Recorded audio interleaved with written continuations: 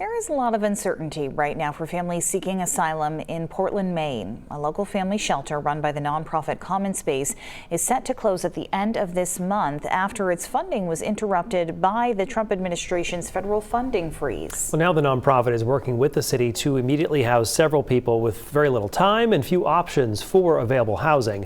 Here's News Center Maine's Ryan Wooten.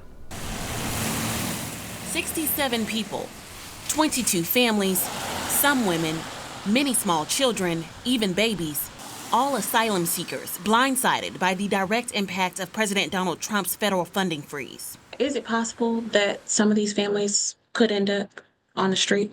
We're really optimistic that we will be able to get these families housed either into permanent, longer-term solutions or transitional solutions.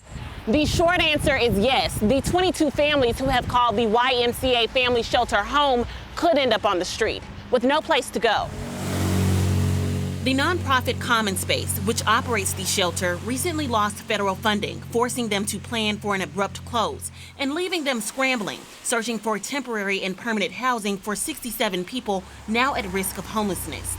Common Space's executive director, Brian Townsend, shares that the shelter stopped accepting new families 2 weeks ago. Every day that the shelter's doors are open puts the nonprofit deeper in the hole.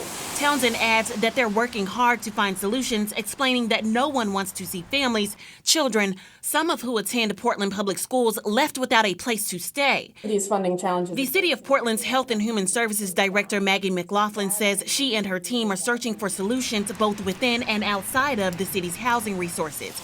They're also connecting families who qualify for general assistance with services and looking for ways to help those individuals cover the cost of housing. But there are obstacles. For many of the individuals in the shelter who don't yet qualify for work authorization, they're really in a tight spot because they want to be working, but they don't have that legal capacity, which limits their ability then to pay for things like housing. With the city's family shelter at max capacity, there simply are no guarantees. In Portland, Ryan Wooten, News Center Maine.